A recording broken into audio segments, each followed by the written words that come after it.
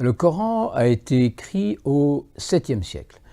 Le Coran, c'est, selon la légende, Mahomet qui, pendant 22 ans, à travers l'ange Gabriel, reçoit les paroles divines d'Allah, qui lui explique un tas de choses qui, finalement, forment 510 textes qu'on appelle des sourates, hein, et qui se déclinent dans un ordre particulier qui a fait dire que le Coran n'avait pas d'ordre, ce qui n'est pas vrai.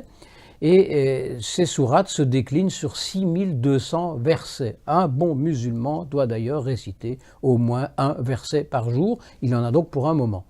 Et ce Coran, ça ne parle pas d'autre chose que de ce dialogue, de cette parole plutôt divine qui est révélée.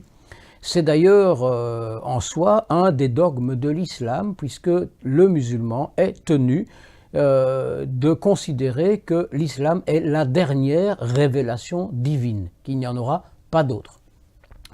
Donc le Coran, c'est ça. Ensuite, les hadiths, qu'est-ce que c'est? Les hadiths, ce sont des écrits en tout genre. C'est hélas dans ces écrits-là que les radicaux puisent aussi ce qui leur sert à leur doctrine liberticide. Les hadiths étaient au nombre de 700 000. Ce sont des textes qui ont été écrits par les compagnons de Mahomet. On considère qu'il a eu jusqu'à 50 000 compagnons. Alors je n'étais pas là pour vérifier, je ne sais pas quelle est la part de légende, mais par contre, il y avait vraiment à peu près 700 000 hadiths.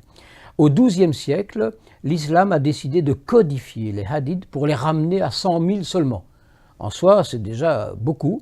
C'est encore là-dedans qu'on peut puiser un peu de tout, si j'ose dire. Et la sira, c'est un texte qui reprend la vie de Mahomet. C'est là-dedans qu'on peut trouver la légende taillée pour un costume particulier, fait pour un monsieur qui est devenu un prophète qui s'appelle Mahomet.